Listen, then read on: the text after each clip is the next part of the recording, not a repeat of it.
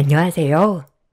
늘 사연만 들어보다 저도 용기 내어 제 사연을 적어 보냅니다. 저는 서울에 사는 30대 워킹맘입니다. 저는 남들보다 일찍 남편을 만나 20대 중반에 결혼을 하여 지금은 아이가 9살입니다. 저는 어려서 정말 가난한 집에 일남 이녀 장녀로 태어났어요.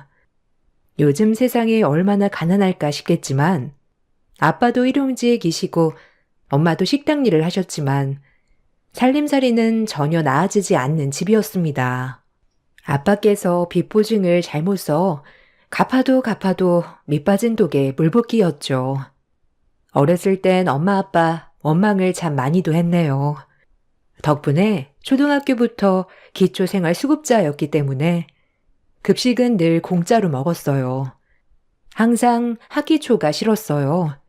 저희 때만 해도 가정신문에 가족 구성원, 부모님 직업, 소득을 적어내야 했는데 전 기초수급자였기 때문에 학기초가 너무 싫었네요.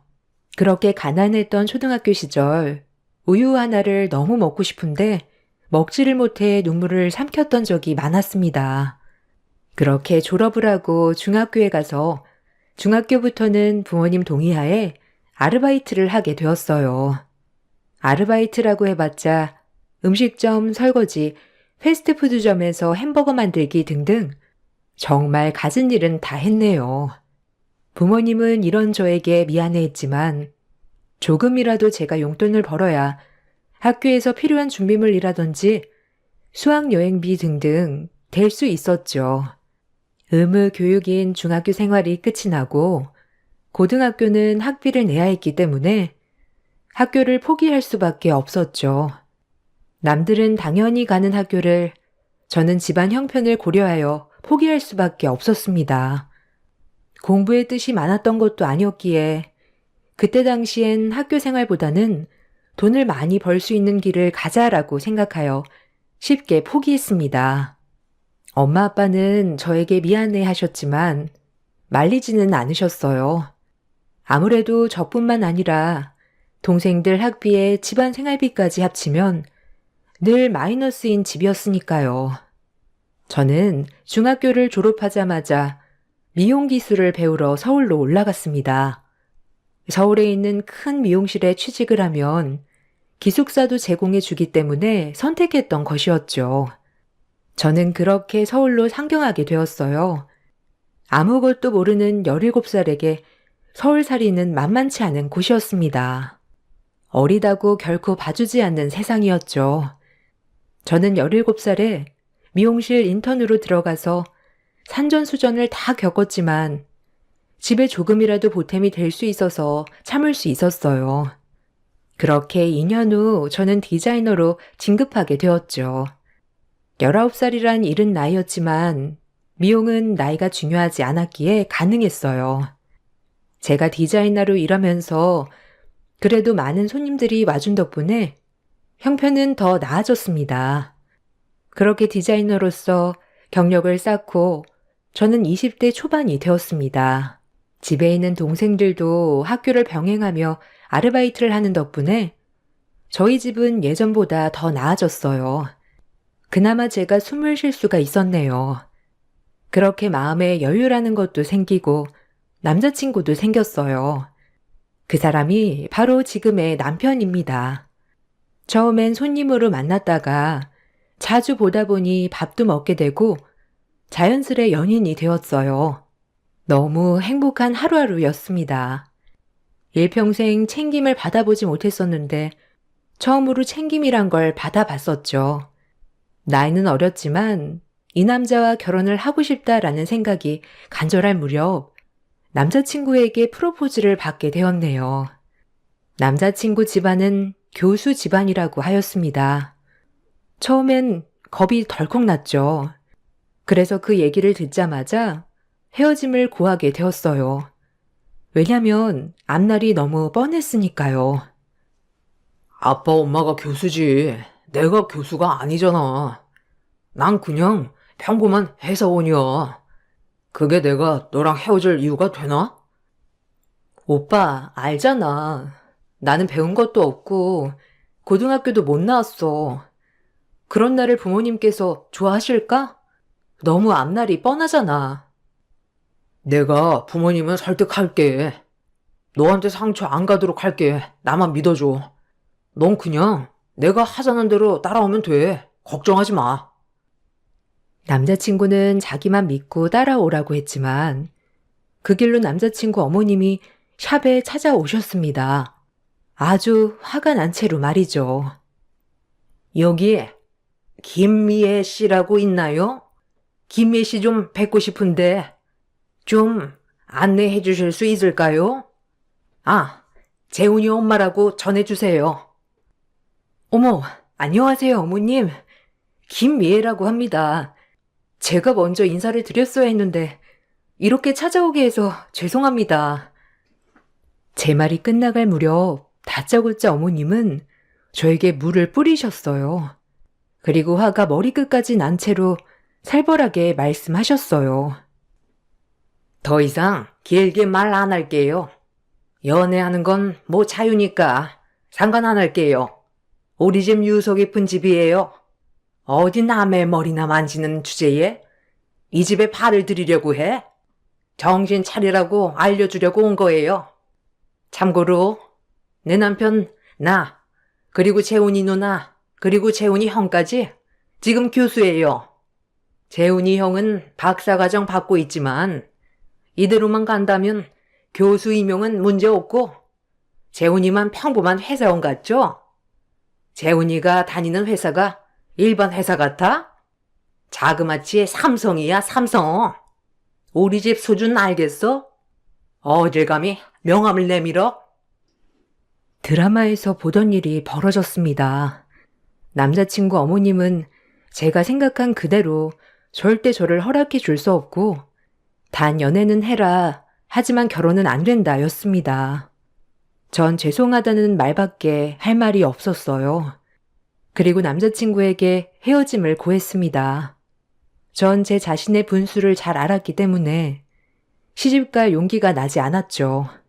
불행인지 다행인지 남자친구는 제가 헤어짐을 구한 순간부터 식음을 전폐했기 때문에 결혼을 할 수 있었어요.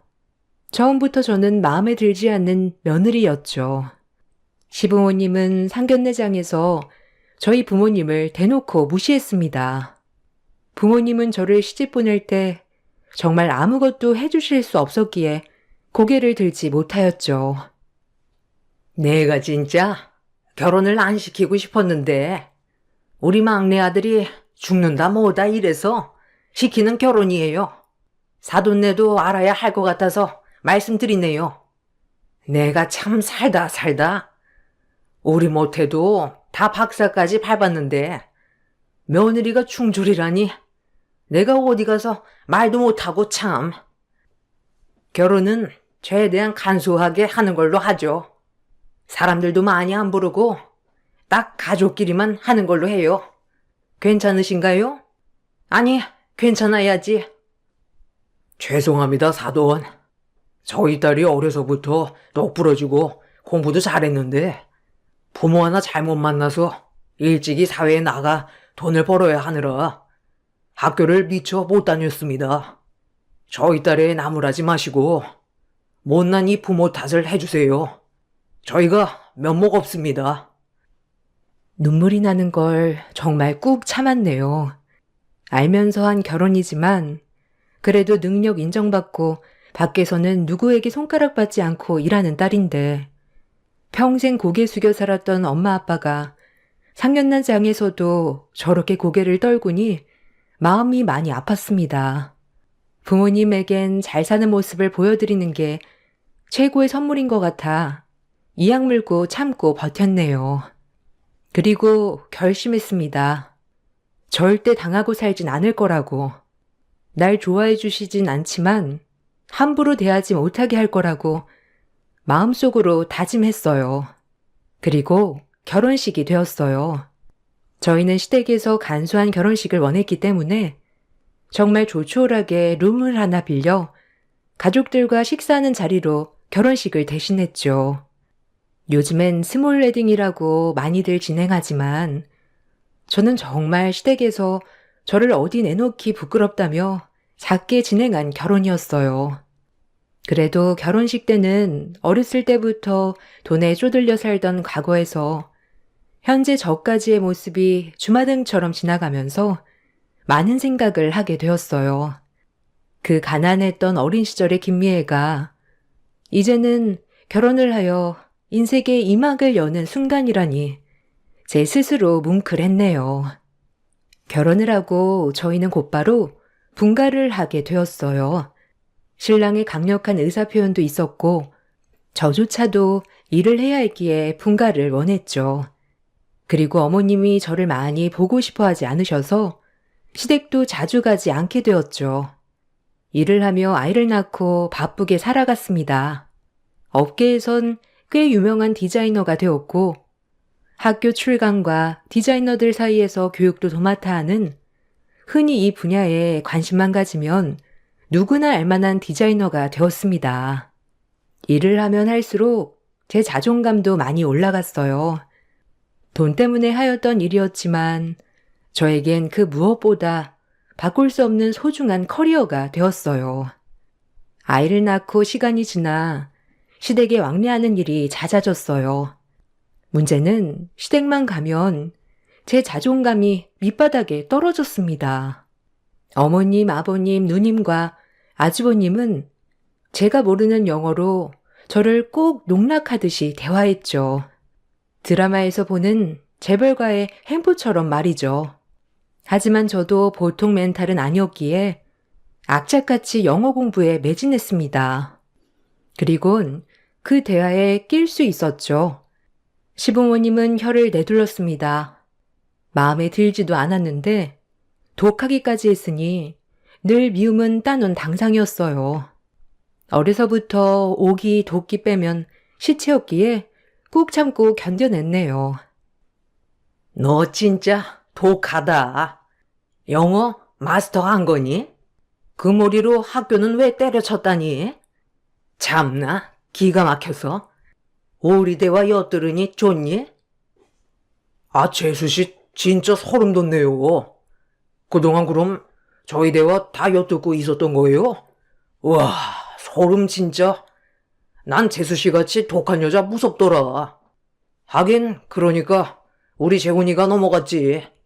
재훈이 쟨 어려서부터 센 여자 좋아했다니까. 그럼 이제 프랑스어를 해야 하나? 아주 우리가 재훈이 쳐 무서워서 어디 대화를 하겠어? 좀 모른 척 할 줄도 알아야지 참나.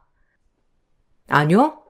프랑스어로 하시면 프랑스어도 공부할 거고요. 독일어로 하시면 독일어도 공부할 거예요. 저도 이 가족의 구성원이니까요. 다들 할 말을 잃으셨지만 밖에 나가면 아주 똑소리 나는 저였기에 어려운 사이였어도 예의를 벗어나지 않는 선에선 늘 할 말은 하고 살았네요. 그래서 더더욱 시댁에서 미움을 샀어요. 저와 별개로 저희 딸은 시댁 식구들을 따랐기 때문에 종종 시댁에서 자고 놀고 오곤 했어요. 그래도 하나밖에 없는 손녀와 조카였기 때문에 제가 미움받는 것과는 다르게 딸아이를 예뻐해 주셨죠. 그런데 딸이 커갈수록 시댁에서 놀고 오면 시댁에서 있었던 모든 일들을 저에게 말해주기 시작했어요. 여자아이라 그런지 수다스러웠답니다. 저는 딸아이에게 시댁에서 놀고 온 얘기를 듣고 배꼽 잡고 웃는 날도 많았답니다. 말만 교수 집안이고 제 앞에서 그렇게 고상한 척 우아한 척 하지만 그들도 사람인지라 아버님과 어머님은 부부싸움이 늘 잦았으며 삼촌은 매일 통화하는 여자친구가 바뀌는 것 같다. 고모는 노처녀라 매일 선을 본다 등등 아주 재밌었어요. 약간 인간미가 느껴졌달까? 아직 딸아이가 어렸기에 듣는 말을 전부 다 전달하는 느낌이어서 저도 집에서 절대적으로 말조심을 해야겠다고 많이 느꼈네요. 그리고 시간이 흘러 저에게 대구력 사건이 펼쳐지네요. 시집와서 지금까지 무시란 무시는 다 당하고 살았지만 아주버님이 결혼할 와이프분을 데리고 오면서부터 시어머님은 저를 못마땅해 하는 게 더 심해졌습니다.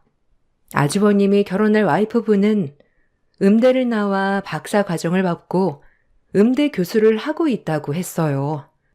아주버님도 교수를 하고 있다 보니까 같은 학교에서 만나 결혼을 하게 되었던 것이죠. 교수 집안에 교수 며느리가 들어온다고 하니 집은 경사 그 자체였습니다. 저도 하나의 그냥 멋진 직업으로 봐주셨으면 좋았을 테지만 어머님 아버님께 저는 그냥 정말 마음에 안 든 학교 때려친 미용사 그 이상 그 이하도 아니었네요. 아유, 어서 와요. 우리 집은 처음이죠? 어쩜 이렇게 고울까? 음대 전공이라 그런지 우화가 철철 넘쳐 흘러. 나랑 재훈 아버지도 교수라 우리가 이 계통에 대해 잘 알잖아. 원래 사람은 말이 통해야 하는 법이거든. 우리 딸도 교수고 우리 막내 아들은 대기업 다녀요. 내가 이런 며느리를 정말 꿈꿔왔는데 이제라도 와줘서 너무 고마워요. 얼른 앉아요, 앉아. 네, 어머님, 말씀 편하게 하세요. 저도 이렇게 뵙게 되어서 영광입니다. 현식 씨한테 말씀 많이 들었어요. 인상이 너무 좋으셔요. 형님도 이 집 어른들과 약속이나 한 듯이 저를 그냥 지나치더군요. 아무래도 아주버님에게 제 얘기를 들은 것 같았습니다. 그래서 저 또한 참 그나물의 그 밥들이다라고 생각했네요. 집에서 식사를 하며 대화는 무르익어갔고 어머님 아버님 깔깔거리며 얘기하는 걸 너무 오랜만에 배워서 기분은 좋았네요. 하지만 저를 은근 무시하는 태도는 변하지 않았지만요. 역시 집안에 격이 맞는 사람이 들어오니 화기애애하고 분위기가 참 좋아. 이래서 옛 어른들이 격식을 따지는 거야. 그러니깐요. 저도 현식 씨한테 얘기 들은 대로 어머님 아버님과 말이 너무 잘 통하는걸요? 전 아이를 낳아도 교육자로 키우고 싶어요. 아무래도 교육자 집안은 교육자가 나오고 의사 집안은 의사가 나오듯이 고색이 맞춰져야 하지 않겠어요? 역시 네가 말이 통하는구나. 이래서 정말 다르다니까. 내가 또 한 번 느낀다. 안 그러니? 교수 며느리라니. 이게 우리 집이지. 그들끼리 짜고 치는 장단을 보고 있자니 부글부글 끓었지만 대꾸하지 않았네요.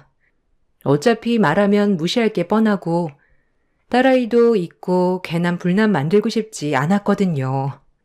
형님이 되실 분과 어머님 아버님은 죽이 참 잘 맞아 보였어요. 그들이 원한 세상이구나 싶으면서도 그들이 말하는 대화도 유치하기도 하고 웃음이 났네요. 얼른 시간이 지나가길 바라고만 있었어요. 그리고 형님 되실 분은 저녁을 다 드시고 저와 일하는 아주머니가 뒷정리를 하고 있는데 과일을 직접 깎으신다고 주방에 들어오셨습니다. 그 청담동에서 디자이너 한다고 했죠? 예약해야 되겠네요. 청담에서 하는 거니까 당일 예약은 안 될 테고 언제쯤 괜찮나? 아, 네네. 머리 하시게요? 제가 화요일, 토요일은 쉬는 날이라 그 뒤만 피해서 오시면 되는데 언제쯤 오시겠어요? 제가 미리 예약을 해드릴게요.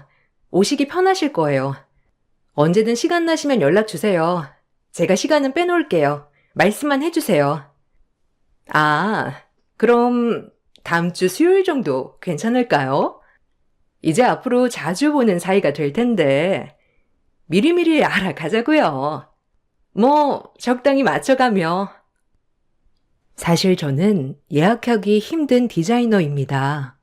그래도 가족이고 잘 지내보고 싶어서 얼른 예약해드렸죠. 형님은 뭔가 묘하게 날선 말투였어요. 그래도 대수롭지 않게 넘겼어요. 그 특유의 잘난 척하는 사람들의 말투였으니까요. 너무 익숙해서 그거의 하나라고 생각했네요. 과일을 먹을 때도 저에게 눈길 한번 안 주던 예비 형님과 시댁 식구들이었어요. 어머님의 처음 보는 눈빛과 말투에 두 번, 세 번 놀랐네요. 그렇게 예비 형님은 집에 가시려고 하였고, 예비 형님이 가시고 저희도 뒷정리를 하고 집으로 왔습니다. 그래도 우리 형이 장가를 가다니 참 놀랄 일이다. 절대 결혼은 안 할 줄 알았는데. 그래도 짝이 있는 것 같아 신기해. 그러게. 아주버님은 즐기는 거 워낙 좋아하시는 분이니 결혼은 더 늦게 하실 줄 알았는데 생각보다 빨리 결혼하시네. 저희 아주버님은 제 입으로 말하기 좀 그렇지만 엄청난 바람둥이거든요. 여자친구들도 많이 바뀌고 눈도 높아 결혼은 정말 늦게나 하실 줄 알았는데 생각보다 빨리 결혼할 여자를 데리고 와서 놀랬어요. 바람둥이라는 사실도 딸아이 입을 통해 알았죠. 매일 통화하는 이모들이 바뀐다부터 한 번은 삼촌이랑 놀러 나갔다고 바뀐 이모들도 많이 봤다고 하네요. 직업도 교수이고 얼굴도 훈훈하셨기 때문에 여자들이 따르는 건 당연한 일이었죠. 그렇게 시댁 모임을 뒤로 한 채 시간이 흘렀어요. 어느덧 예비 형님이 머리를 하러 오신다는 날이 다가왔죠. 은근 스트레스였습니다. 그때 잠깐 보니 어머님과 비슷한 성향을 가지고 계셨던 터라 조금 피곤했거든요. 그래도 가족이 될 사이였기에 최대한 티내지 말자 했네요. 형님이 오시고 방문하실 때부터 역시 형님이 형님 했습니다. 결혼한 지 이제 7년이 되었기에 시댁 분위기도 나름 적응했다고 생각했는데 형님까지 합세한다고 생각하니 머리가 아파왔지요. 처음 오자마자 형님은 저희 직원을 하대하며 바로 분위기를 망쳤습니다. 여기 가방 좀 받아줘. 오늘 김미애 부원장한테 나 왔다고 전해줘요. 아, 정신없어. 바쁘네 샵이. 조용조용 할 줄 알았는데. 혹시 2시에 예약하신 윤채린 씨 맞으세요? 부원장님 안내해 드릴게요. 이쪽으로 오실게요. 여기 가운 입으시고요. 스텝에게 반말을 섞어가며 하대를 하는 꼴이라니 정말 제가 더 숨고 싶었습니다. 지인이라고 했기에 더 창피했네요. 아, 오셨어요? 이쪽으로 앉으실게요. 오늘 어떤 스타일로 해드릴까요? 형님은 숱도 많아서 레이어드 컷하고 펌하면 예쁘실 것 같은데. 뭐 그렇게 해줘요. 말 놔도 되죠? 어차피 손아래 동서들 사이인데 뭘 안 그래요? 그럼 미애 씨 말대로 머리 해줘. 네, 그럼요. 예쁘게 해드릴게요. 여기 샴푸 좀 먼저 할 거라서 샴푸실로 가실게요. 윤성님, 여기 샴푸 좀 해주세요. 나 다른 사람이 내 머리 만지는 거 싫은데. 미애 씨가 그냥 샴푸부터 다 해주면 안 돼? 나 미애 씨한테만 받을래. 조금 까다롭고 민망했지만 손님이 원하는 거니 제가 처음부터 끝까지 다 해드렸어요. 예비 형님은 머리 하는 내내 본인이 어려서부터 유학 시절 얘기부터 시작해서 교수가 되기 직전까지 살아온 얘기를 처음부터 끝까지 하기 시작했습니다. 처음엔 어머 대단하다, 좋으셨겠다라고 맞장구를 쳐주었지만 피해의식인지 모르겠지만 저를 일부러 자극하는 것 같아 기분이 묘하게 나빴네요. 아니 미애 씨는 어떻게 이런 세상에 고등학교도 안 나온 거야? 나 진짜 그 얘기 듣고 완전 쇼킹했잖아. 중졸이라니, 어머. 네? 저는 정말 가난했었고 고등학교 학비가 얼마 되지 않지만 그것조차 낼 돈이 없었거든요. 저한텐 아픈 얘기죠. 어머, 그랬구나. 그래서 뷰티 쪽으로 이렇게 시작한 거야? 그래도 잘 되지 뭐. 중졸이 청담동에서 보안장 하는데. 손님들은 모르지? 아마 여기는 손님들이 들으면 막상 갈릴걸? 여기 여자들 얼마나 콧대 높아. 그래도 학력 중요시 여긴다고. 아, 네, 뭐, 굳이 말할 필요 없어서 얘기 안 했을 때도 있고, 뭐 친해진 고객님이면 오픈할 때도 있고요. 전 열심히 살아온 게 창피하진 않거든요. 제가 친구를 괴롭혀서 학교에서 쫓겨난 것도 아니고 학교를 다닐 형편이 안 돼서 그런 거니까. 지금은 제 삶에 만족해요. 조금 더 여유 있었으면 좋았을 테지만 그래도 지금의 저는 제가 봐도 너무 멋진 것 같아서요. 미애 씨, 그거 진짜 몰라서 하는 얘기다. 그래도 대학교까진 나와야 돼, 이 세상은. 나중에 자기 딸이 학교 가면 엄마 학력 가지고 놀리는 세상인데 아직은 보수적이라니까. 자기 위해서 하는 얘기니까 너무 기분 나쁘게 듣지 말고, 알겠지? 우리 이제 가족이잖아. 이렇게 저희 시댁엔 정말 저를 무시하는 사람 한 명이 더 늘어났습니다. 오늘 확실히 느꼈네요. 학력 가지고 정말 사람 가리는구나. 오늘도 내가 네 위에 있다는 것을 과시하고 싶어서 온 거구나. 결혼하기 전 기선 제압하러 왔구나 등등 별의별 생각이 다 들었죠.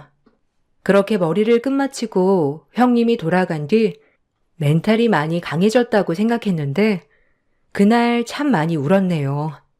혹시라도 딸이 날 창피하면 어쩌지. 나중에라도 엄마 원망하면 어쩌지. 난 열심히 살아온 쟤밖에 없는데 라고 생각하며 펑펑 울었네요. 그리고 고등학교 검정고시 준비를 했죠. 원래도 할 생각이었지만 딸이 더 크기 전에 엄마로서 당당해지고 싶어 준비하게 되었어요. 일과 학업을 병행하는 게 쉬운 게 아니었지만 그래도 딸아이를 보면 힘을 낼 수 있었던 것 같아요. 그렇게 학업과 일에 치여 정신없이 지낼 즈음 본격적인 아주버님의 결혼 준비가 들어갔습니다. 저랑 결혼할 때랑은 다르게 아주버님은 초호화로 결혼식을 하는 것 같았어요. 둘째 아들 식을 제대로 못 올렸으니 아버님 어머님도 이번 결혼식에 기대가 굉장히 크셨어요. 어디 내놔도 부끄럽지 않은 며느리를 들였으니 주변 사람들에게도 알리고 7년 만에 제일 기뻐하시는 모습이었습니다. 그런데 좋은 일을 앞두고 상견례를 준비하던 중 예비 형님과 가족들은 말도 안 되는 투표를 하는 것이었습니다. 정말 손발이 떨렸죠. 이제 큰애도 우리 가족이고 결혼도 앞두고 있으니 내가 불렀다.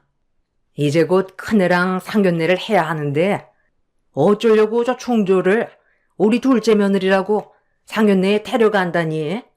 솔직하게 말하면 내 인생의 수치라 안 데려갔음 싶구나. 사돈어른들이 우리 집을 뭐라고 생각할 거야?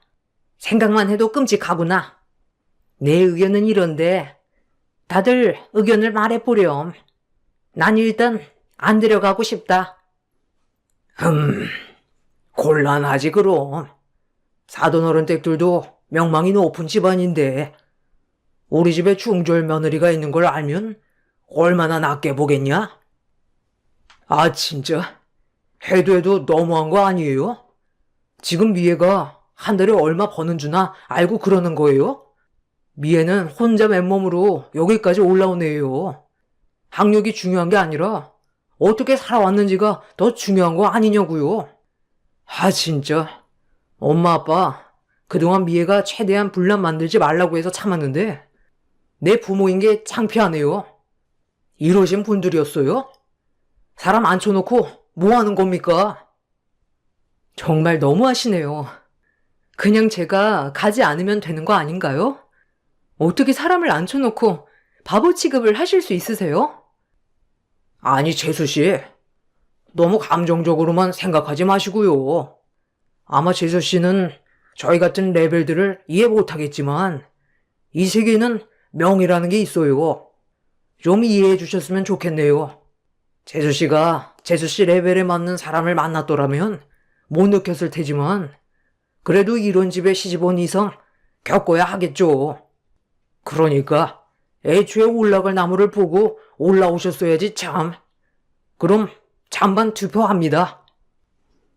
너무 기가 막혔습니다. 상견례에 안 가면 되는 것을 가냐 안 가냐에 찬반 투표라니요. 그것도 예비 형님 보는 앞에서 저를 그냥 밑바닥까지 만들었습니다.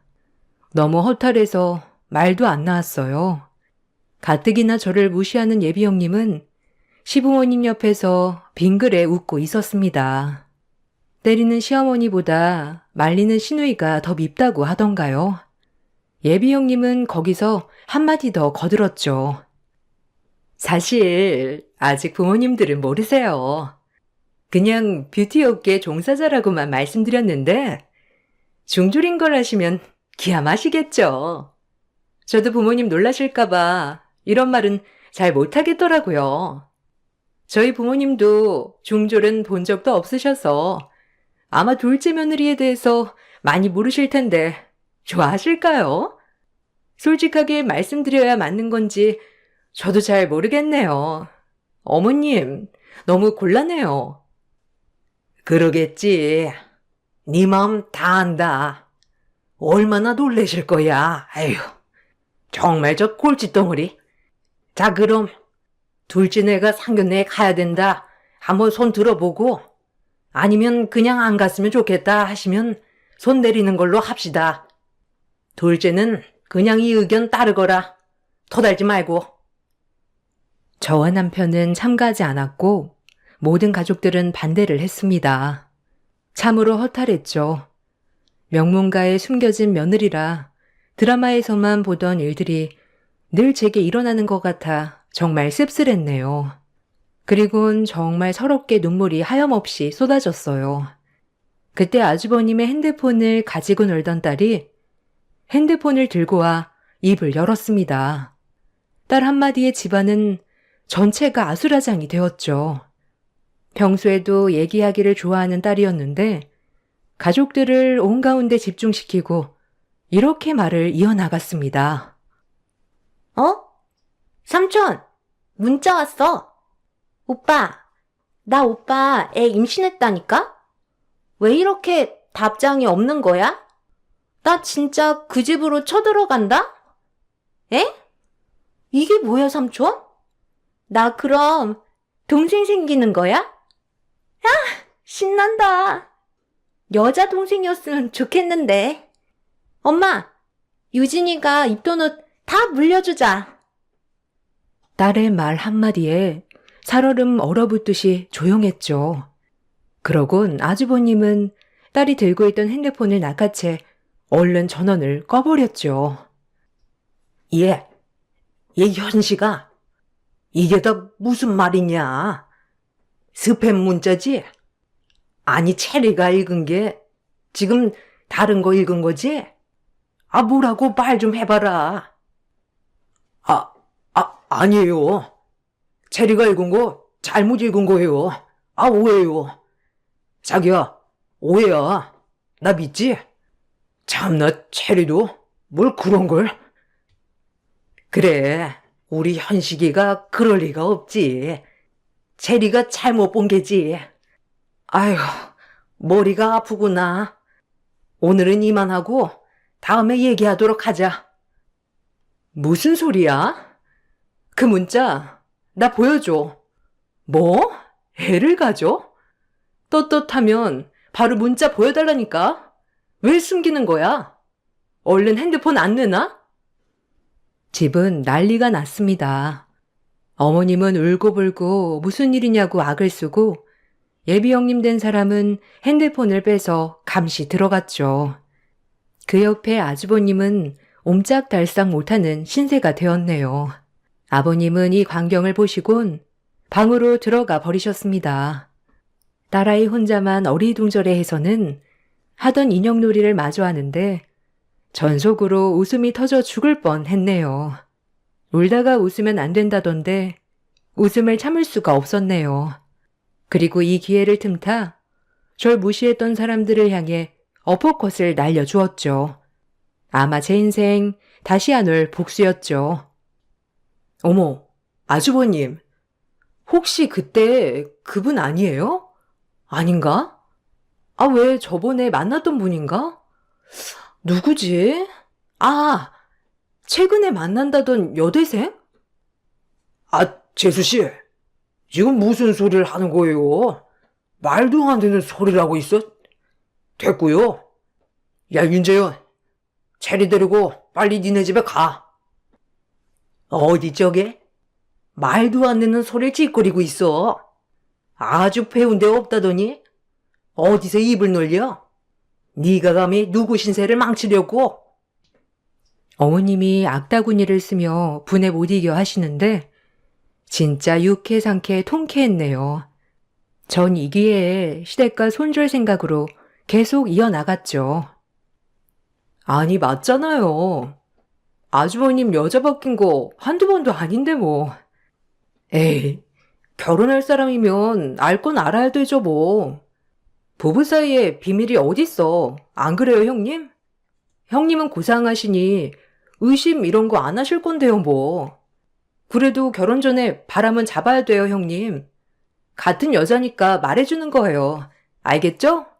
우리 형님이 공부만 하셔서 이런 건 또 잘 모르실까봐 제가 코치해 드리는 거예요. 형님은 아주버님을 세차게 노려보며 뺨을 날렸습니다. 그리고 울고불고 악을 썼죠. 이 모습을 보고 있자니 너무 고소했어요. 파오네. 여자 많았다는 건 진작에 알고 있었는데 밖에 나가 몸 함부로 굴리면서 노는진 몰랐네. 천박하고 불결해. 아, 오해라니까. 너 지금 누구 말을 믿는 거야? 나 못 믿어? 아, 재수씨, 말 함부로 하지 마요. 지금 불난 집에 부채질 하고 있어. 부채질이라뇨. 전 사실을 말한 건데 뭐 뒷일은 알아서 알아보던지 하시고요. 저희 집은 이만 갑니다. 아 그리고 어머님, 저희 이제 이 집 안 옵니다. 뭐 저 얼굴 안 보는 게 어머님 남은 여생 행복하실 테니 저희 식구 알아서 이제 저희끼리 살게요. 애초에 도움받은 것도 없으니 뭐 배 아파하진 마시고요. 상견례 제가 안 갑니다. 할 수 있으려나 모르겠지만요. 체리야, 여보, 가자. 뭐? 너 이게 어디서 배운 버르장머리야? 저러니 티가 나요. 꼭 천박한 티가. 누구 맘대로 우리 아들을 네가 등지게 해? 엄마, 그만해. 이제 나도 안 올게. 나 오늘 우리 가족들 하는 행동 보고 너무 충격받았고 미애 말 틀린 거 하나도 없어. 그냥 형이랑 누나랑 아빠 엄마 행복하게 사셔요. 우리 가족은 이제 우리가 알아서 할 테니 죄송해요. 가볼게요. 건강하시고요. 그 말을 끝으로 남편과 딸을 데리고 그 집을 빠져나왔어요. 남편에겐 미안했지만 정말 저로서는 이렇게밖에 할 수 없었네요. 그로부터 며칠 후 들려온 소식으로는 아주버님네는 완전히 파혼을 했고 형님이 위자료 청구 소송까지 했다고 하더군요. 그리고 아주버님의 아이를 가진 그 여대생은 아예 그 집에 들어와 눌러앉아 아버님 어머님 뒷목을 잡게 한다고 합니다. 저희는 이제 시댁과 왕래를 하지 않아 그 후로는 모르겠지만 아마 첫째 며느리로 들이지 않았을까 생각되네요. 요즘 간간히 저희 남편에게 얼굴 좀 보고 싶다고 어머님 연락이 오지만 남편도 한결같이 차단 중이고요. 어차피 애초에 물질적으로 도움을 하나도 받지 않았기 때문에 저희도 그닥 아쉽진 않네요. 그렇게 중졸이라고 무시했던 며느리, 이젠 고등학교 검정고시 합격해 야간대학을 등록하여 다닙니다. 대학원까지 가서 뷰티학과 교직 이술하여 교수가 되고 싶단 꿈이 하나 생겼네요. 그 소식을 들었을 때 시댁 반응도 궁금하고 어찌 보면 제가 더 성장할 수 있는 원동력을 준 건 사실이니까요. 언제가 될지는 모르겠지만 아직은 보고 싶지 않네요. 매번 사연만 들어오다 제 얘기는 재밌을까 하며 사연 보냅니다. 혹시라도 지금 삶이 어렵다고 좌절하지 마세요. 노력은 배신하지 않는다는 말이 있어요. 모든 사람들의 삶이 평안해지길 바라며 글을 마칠게요. 감사합니다. 안녕하세요. 저는 30대 직장인입니다. 아무리 요즘 시대는 바뀌었다고 하지만 아직까지도 시댁 친정에서의 대우 차이는 있는 것 같은데요. 특히 시댁 쪽에서 자식이 각자 가정을 꾸려나가는 것이 아니라 자신의 가족에 며느리가 들어온다는 인식을 갖고 계신 분들이 많더라고요. 저 역시 결혼을 하면서 내가 진정 가정을 꾸린 것인지 아니면 시댁 식구들 사이에 낑겨 들어간 것인지 혼란스러웠었는데요. 남편이 전혀 중간 역할을 해주지 않고 자기 가족만 생각하니 이런 사태가 벌어졌던 것 같아요. 제 기가 막힌 결혼 생활 여러분들에게 얘기해 드리려고요. 남편은 정말 세상 착하고 순한 사람이었어요. 저나 남편이나 평범한 직장인이었는데 돈에 크게 욕심이 없었고 단지 주어진 일에 성실하게 임하는 그런 사람이었죠. 남편의 그런 수더분한 모습에 저는 매력을 느꼈고 그렇게 결혼까지 하게 되었어요. 결혼을 하고 나서 남편은 무엇보다 아이를 낳기 위해 경제력을 갖추고자 정말 부단히 노력했답니다. 우리 지금은 이렇게 힘들어도 열심히 일하면 내년, 아니 내후년쯤이면 아이 가질 수 있겠지? 나는 둘, 셋도 아니고 딱 하나만 나오면 좋을 것 같아. 내가 살아보니까 여유롭지 않은 집안에서 자라면 좀 힘들더라고. 눈치 보이는 것도 있고 말이야. 나는 우리 자식은 그런 눈치 안 보고 살았으면 좋겠어. 맞아. 나도 그렇게 생각해, 여보. 나도 넉넉한 형편에서 자란 게 아니라서 그런가. 좀 경제적으로 여유롭지 않으면 아이가 힘들 것 같아. 우리 열심히 모아서 얼른 아이 갖자. 솔직히 나도 결혼하면 바로 아이를 가져야 하나 고민도 많았는데 당신 얘기 들어보니 그게 맞는 것 같아. 우리가 여유롭지 않은데 어떻게 아이를 낳아? 그렇지. 역시 당신도 그럴 줄 알았어. 그래서 말인데, 나 주말에도 일하려고. 우리 형편에 지금 집도 전세 만기되면 옮겨야 할지도 모르고, 차라리 집 하나라도 제대로 갖추고 있으면 더 낫지 않을까 싶어서. 당신도 주말에 바쁘고, 우리가 서로 시간이 맞는 날이 별로 없잖아. 그래서 당신 일할 때, 나도 같이 일하는 게 나을 것 같아. 남편은 결혼을 하고 나서 경제관념이 바뀌었어요. 전에는 그래도 어느 정도 쓰고 저축하자라는 생각이었던 것 같은데 결혼을 하고 나서는 무조건 절약을 해야 한다고 생각했죠. 정말 주말도 반납해서 일하면서 열심히 돈을 벌었는데 그런 남편이 처음에는 힘들지 않았어요. 나중에 아이를 낳고 나서는 부족하지 않게 키우겠다는 그 목표 하나로 열심히 사는 거였기 때문이었죠. 정말 알뜰하게 생활을 했지만 점점 시간이 지날수록 남편의 태도는 과하다는 생각이 들었어요. 한 번은 퇴근을 하고 집에 왔는데 집에 불이며 TV며 아무것도 켜져 있지 않고 껌껌하더라고요. 원래 신발장에 자동으로 불이 들어오지만 그 불빛마저 들어오지 않자 무슨 일 있나 하고 조심히 살펴봤더니 남편이 그 어두운 방 한 구석에서 촛불만 켜놓고 핸드폰을 보고 있었죠. 제가 인기척을 내자 그제야 남편은 절 반겼어요. 당신 여기서 뭐해? 불은 왜 죄다 꺼놓고 있어? 나는 신발장 불까지 안 들어오길래 전기가 나간 건가 싶었네. 분명 당신 집에 도착했다고 아까 전에 문자가 왔는데 너무 어둡길래 깜짝 놀랐잖아. 촛불은 어디서 났어? 그래도 불은 좀 켜야지. 너무 어둡네. 아휴, 불 켜지 마. 조금만 있으면 다 적응돼. 밥은 먹었어? 나는 회사에서 대충 때웠어. 당신 것도 좀 싸왔는데 당신도 이것저것 요리하지 말고 그냥 그거 좀 먹고 자. 어차피 피곤해서 뭐 하기 힘들잖아. 나도 이제 자려고. 불빛이 없어서 그런가? 일찍 졸린 것 같아. 그렇지? 이제 우리 이렇게 생활하면 어떨까? 전기세도 줄이고 일찍 잠자고 정말 좋은데? 이렇게 꼼꼼하게? 이렇게 살다가는 우울증 걸리겠어. 나 오늘은 진짜 스트레스 많이 받아서 안주 만들어서 술 한 잔 마시고 자야 될 것 같아. 당신도 먹을래? 일찍 자는 것도 좋은데 너무 일찍 자면 내 시간이 없잖아. 내일은 또 출근해야 하고 영화라도 한 편 보고 자야지. 당신은 이제 자려고? 같이 나와서 저녁 먹으면서 한잔 하자. 난 됐어. 그냥 이렇게 잘래. 그리고 괜히 가스 쓰지 말고 당신도 내가 싸온 밥 먹어. 그거에 술 한 잔 마셔도 괜찮겠다.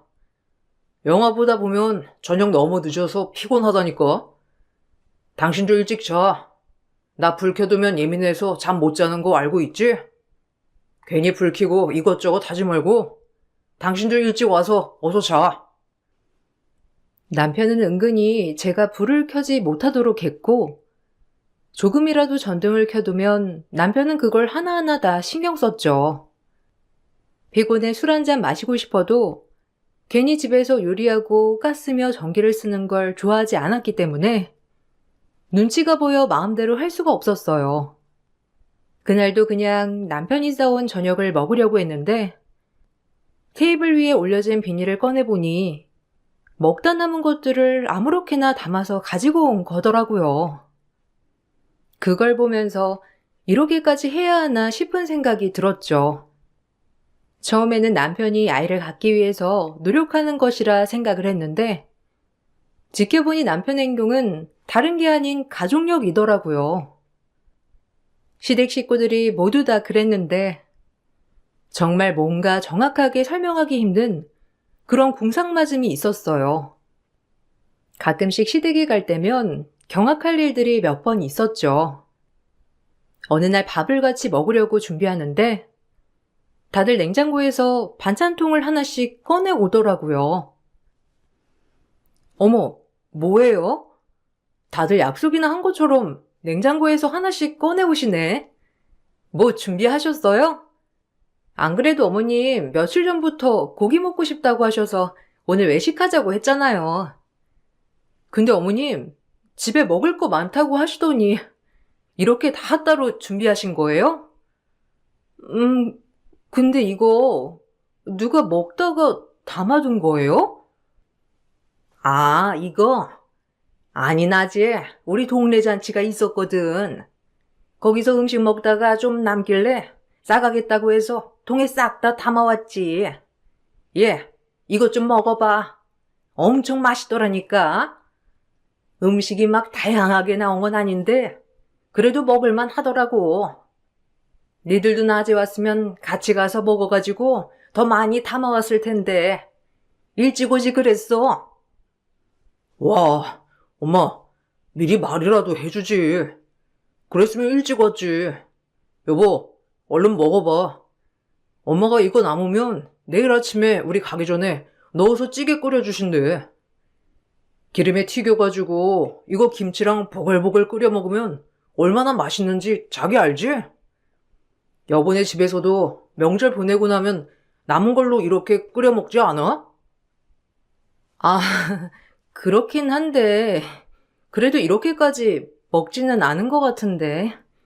어머님, 근데 오늘 날씨도 더웠고 식사하시고서도 잔치하는 곳에서 좀 계시다가 오신 거 아니세요? 그러면 음식도 상할 수도 있는데 그거 먹지 마시고 저희 나가서 유아 국수집에서 국수 먹을까요? 아니, 이걸 두고 왜 나가서 먹어? 있는 거 그냥 먹으면 되지. 왜? 조금 그러니? 에이, 괜찮아. 식구끼리 뭘 그런 걸 따져? 이런 거 먹어도 탈 안 나. 괜찮아. 그리고 우리도 생각이 있지. 먹었던 부분은 다 빼놓고 담았어. 이런 것도 다 살뜰하게 아껴야 잘 사는 거야. 그리고 요즘 환경오염도 심각한데 그런 거 어차피 다 버릴 거. 우리가 먹었던 거 가지고 오는 건데 뭐가 좀 그래.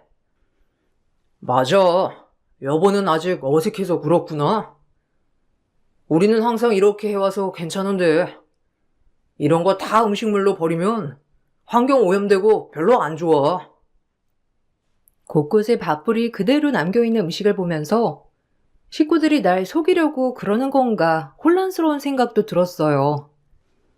그렇지만 그 후로도 여러 번 반찬통에 음식을 담아두고 먹으라고 꺼내시는 일이 있었고, 그 뒤로 저는 원래 시댁 식구들이 그렇다는 걸 인정하게 되었죠. 시댁에서 밥을 먹을 일은 그렇게 많진 않았지만, 한두 번씩 일이 있을 때마다 정말 난감하기도 하더라고요.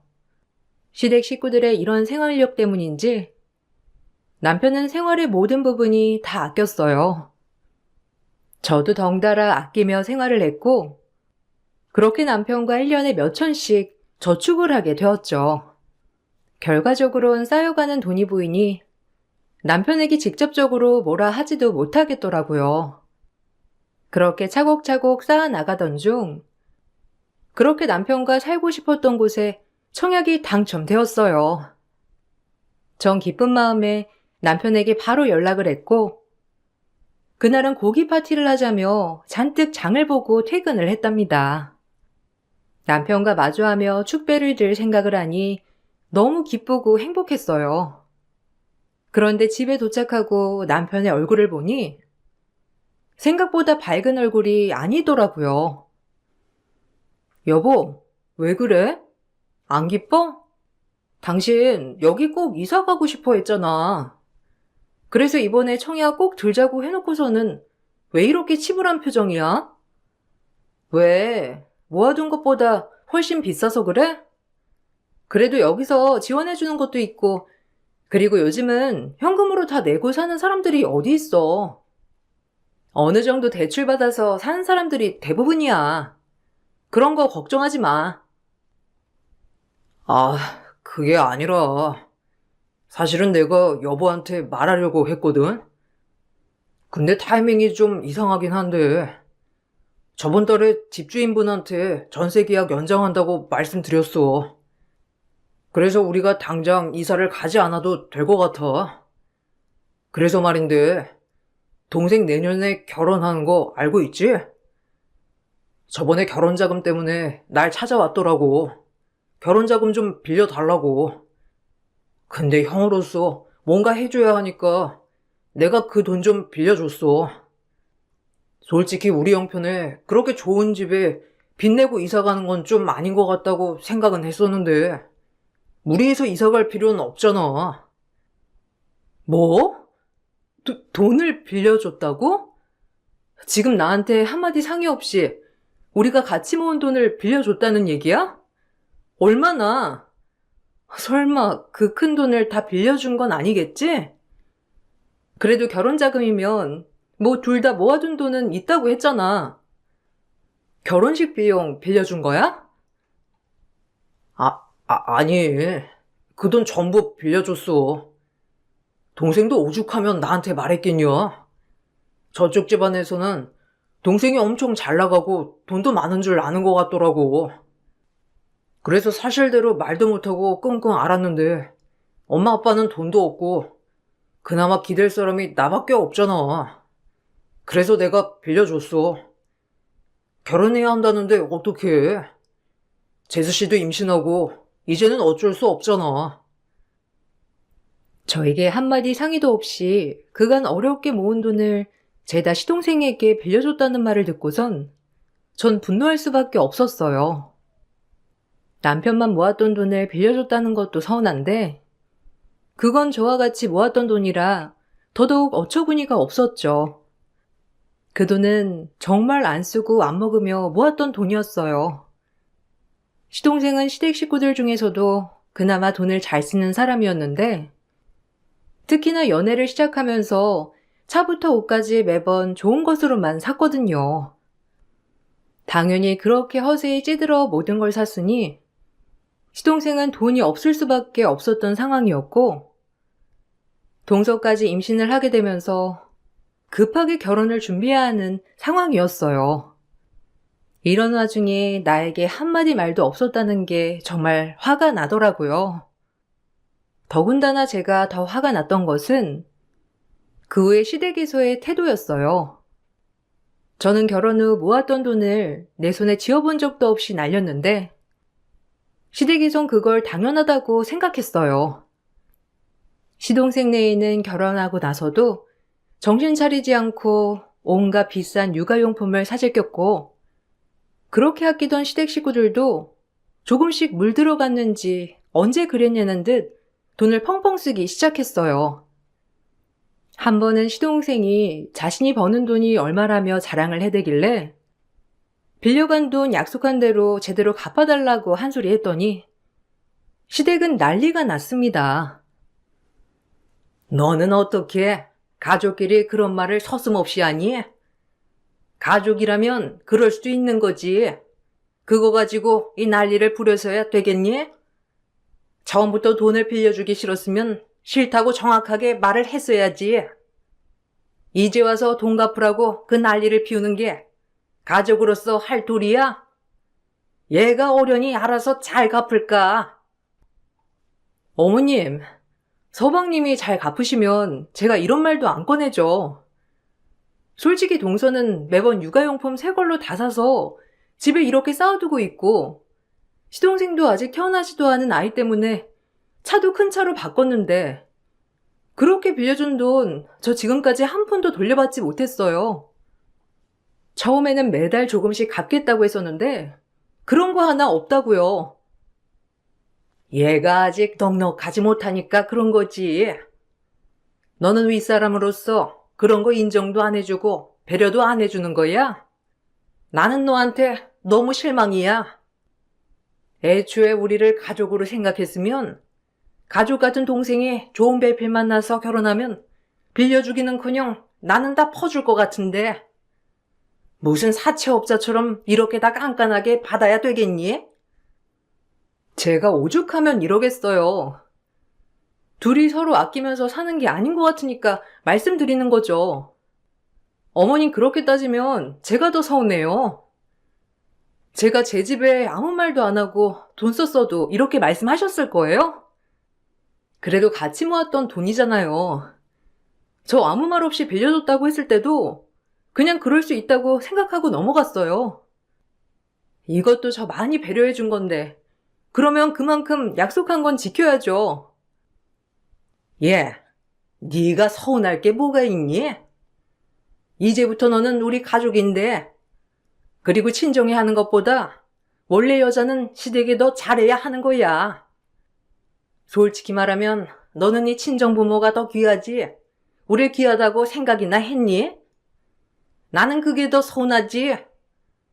그리고 애도 키워야 하는 애들한테 그렇게 빡빡하게 굴어서야 되겠어?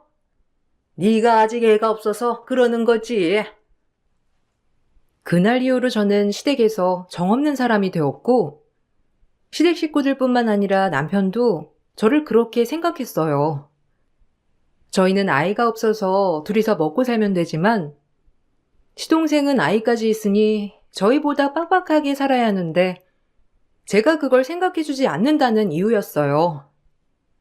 짠돌이 같았던 시댁이 조금씩 변하면서 같이 바뀌었던 건 바로 남편이었는데 남편은 이상하게 저희 집에서는 누구보다 돈 한 푼 아껴 쓰는 사람이었지만 시댁과 연관이 되면 퍼주기 바빴죠. 시부 생신날 남편은 갑자기 해외여행을 보내주자고 제안을 했어요. 여보, 이번에 우리 부모님 해외여행 보내드리는 건 어떻게 생각해? 솔직히 생각해보니까 저번에 동생 신혼여행 갔을 때부터 엄마랑 아빠랑 두 분이서 여행 가고 싶다고 계속 말씀하셨거든.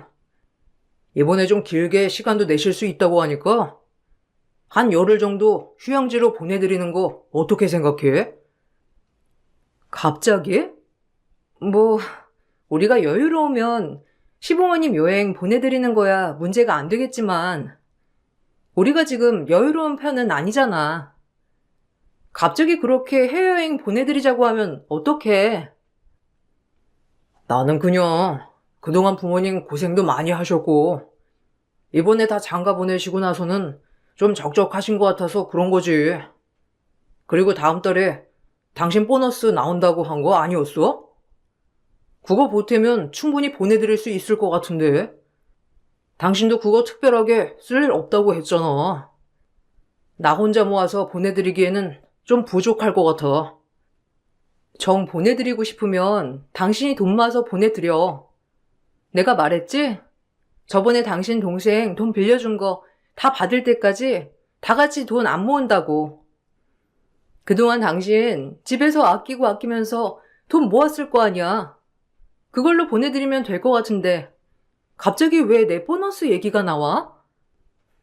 아니, 당장 다음 달이 아버지 생신인데 어떻게 다음 달까지 모아서 보내드려. 그러지 말고 당신 한 번만 도와줘. 내가 이번만 도와주면 진짜 당신 하라는 대로 다 할게. 동생한테 돈 빨리 갚으라고도 하고, 아니다, 내가 서류까지 싹 다 써가지고 가져다 줄 테니까 당신이 딱 한 번만 도와주면 안 될까?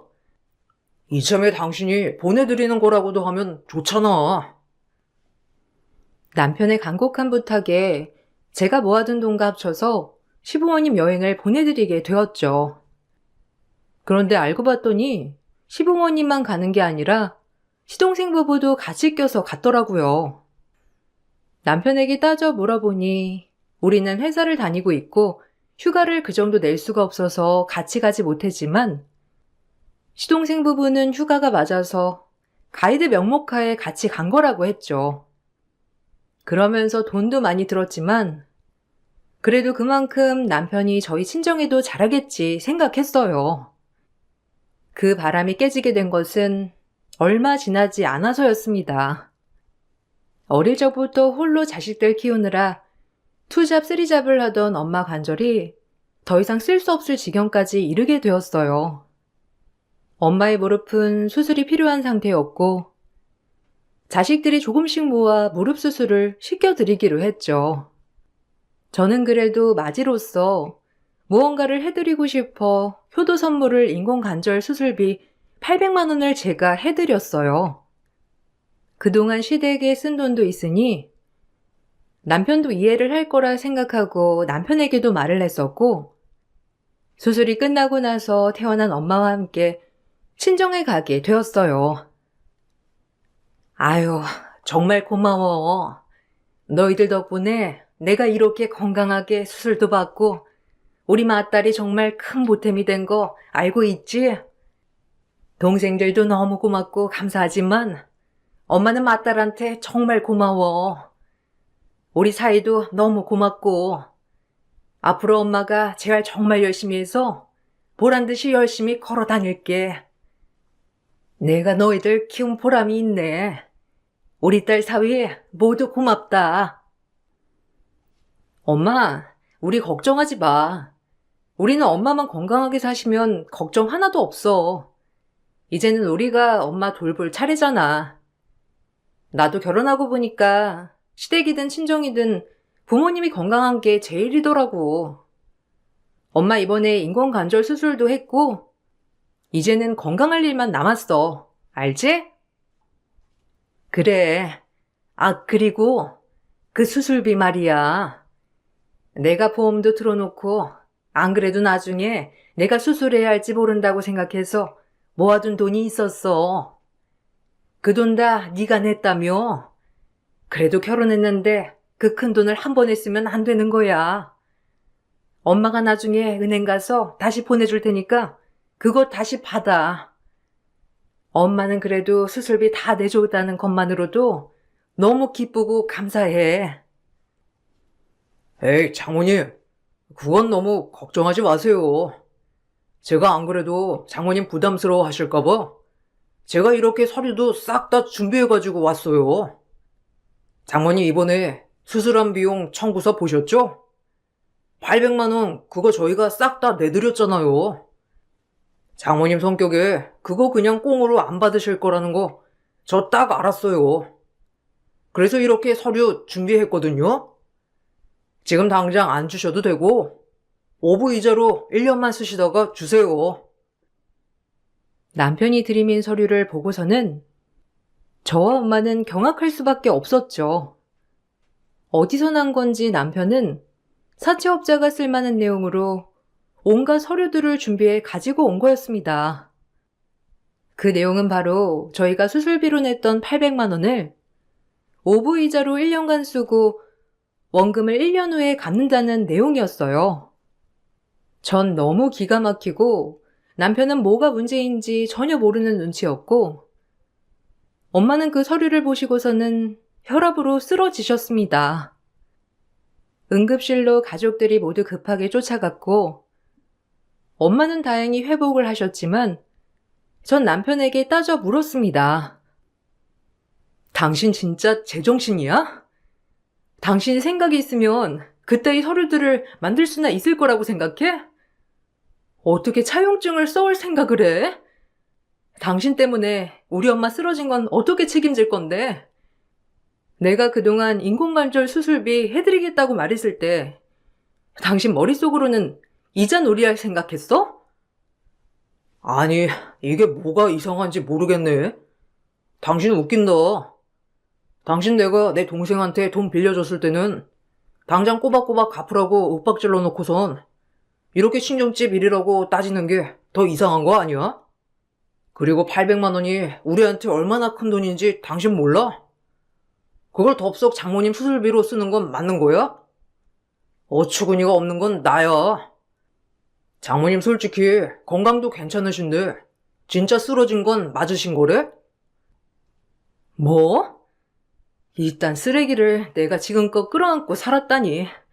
야, 병원에서 뭔 일이 있었길래 이렇게 혈압 높아져서 쓰러졌냐고 하더라. 당신이 그딴 쓰레기 같은 서류 들이미는데 건강한 사람도 안 쓰러지고 백이겠니? 나 당신이랑 앞으로 못 살아. 당장 헤어져.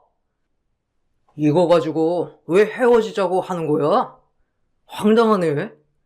내가 뭘 잘못했다고 그러는 건지 모르겠어. 당신이야말로 이상해. 우리 집에는 하나부터 열까지 계산적이면서 당신네 집에는 그런 게 하나도 없지 않아? 이거야말로 이혼 사유야. 내가 소송을 할 테니 위자료나 준비할 생각해. 저와 남편은 이날 이후로 냉전 시간을 갖게 되었는데 사실 저는 남편과 더 이상 살 수 없다고 정리를 하고 있었지만 남편은 그 난리를 겪고도 그냥 가벼운 부부싸움이라고 생각을 했던 모양이더라고요. 2주 정도 후에 남편은 저에게 아무렇지 않게 말을 걸어서 저는 남편이 자신의 행동을 반성한다고 생각했고 사과를 하려고 말을 거는 줄 알았어요. 당신 나한테보다 엄마한테 가서 죄송하다고 사과드려. 우리가 헤어지더라도 어쨌든 잘못한 건 사과드려야지. 엄마가 정말 마음에 상처 많이 받으셨어. 엄마도 우리한테 그 돈을 받을 생각 없으셨지만 아무리 그래도 그렇게 하는 건 아니었어. 나한테 한마디 말도 없이 그런 건 진짜 너무한 거 알지? 뭔 소리 하는 거야? 내가 뭘 잘못했다는 건데? 아직도 그걸 생각하고 있는 거야? 아, 참, 그만 좀 해라. 어머님이야말로 너무하신 거 아니야? 장모님 때문에 지금 부부 사이 이렇게 된 거잖아.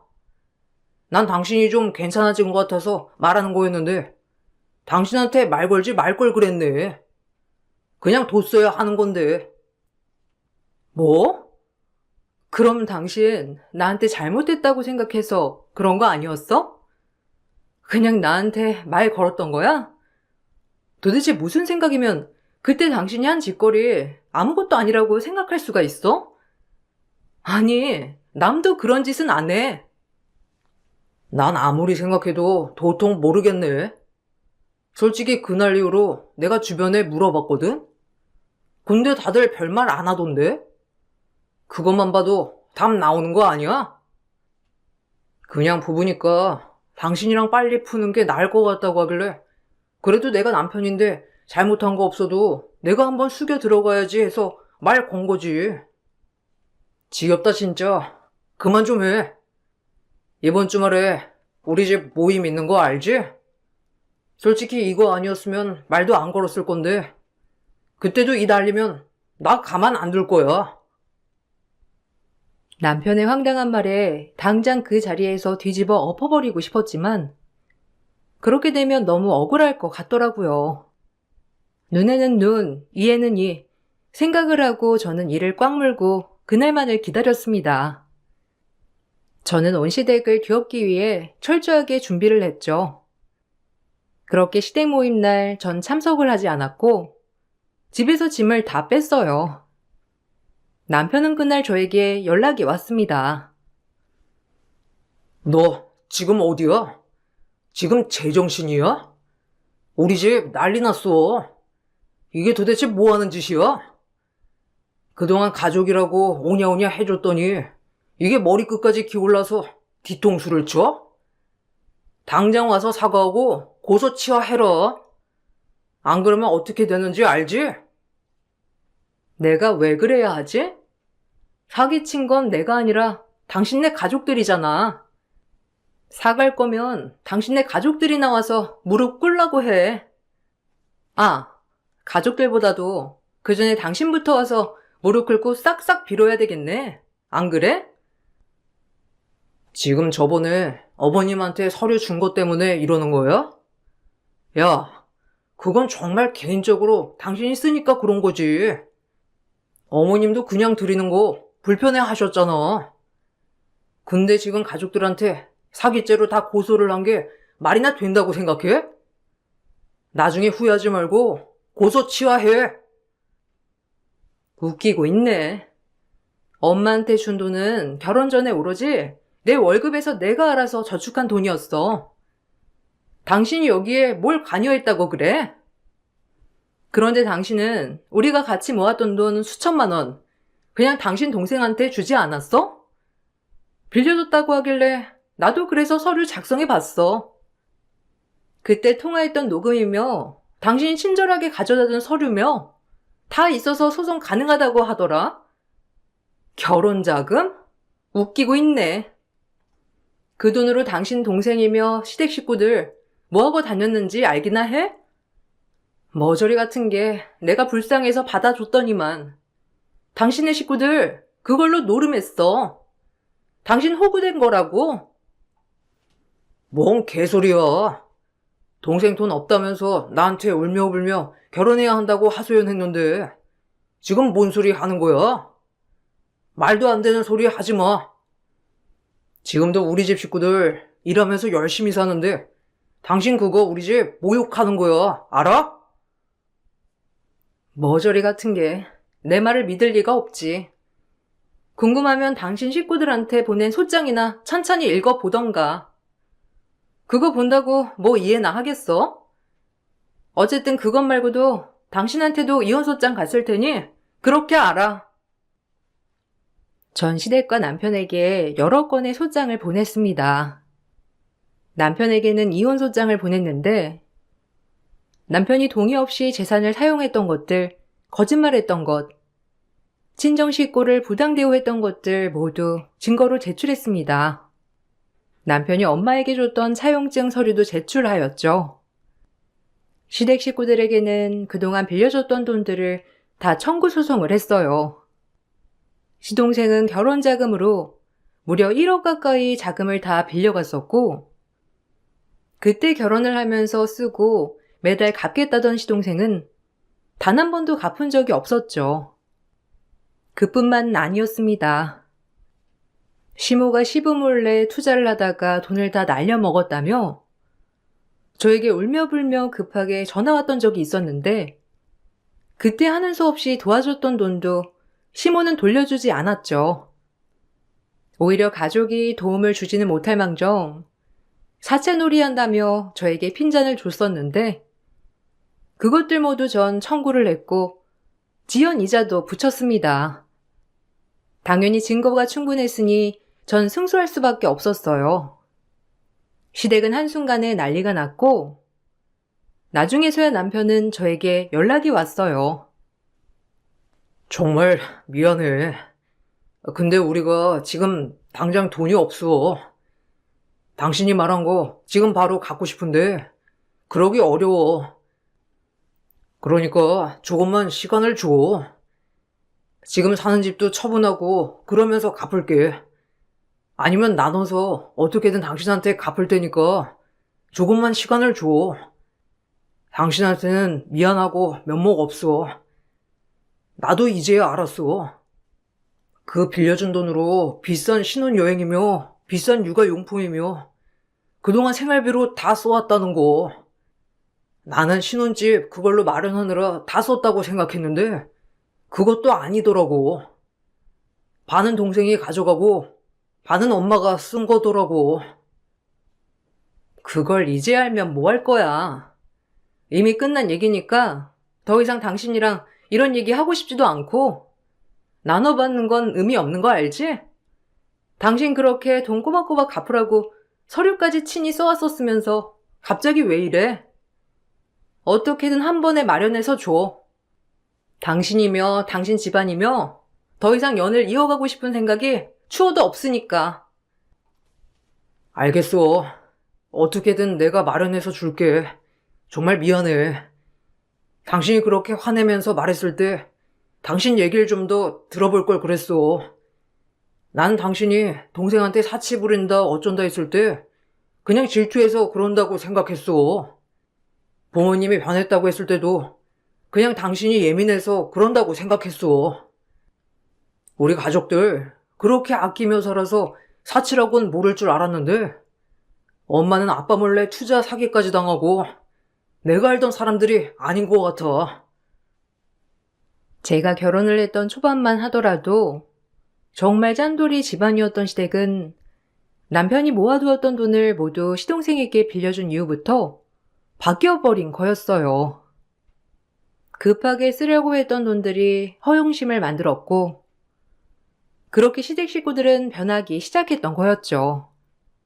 전 그런 변화를 빨리 느꼈지만 아마 남편은 눈 가리고 못 본 채 했던 건지 끝까지 알지 못했어요. 결국 문제를 외면했던 것이 파국으로 이어졌던 거랍니다. 남편의 잘못된 가족사랑이 이렇게 저희들의 헤어짐으로 끝이 났어요.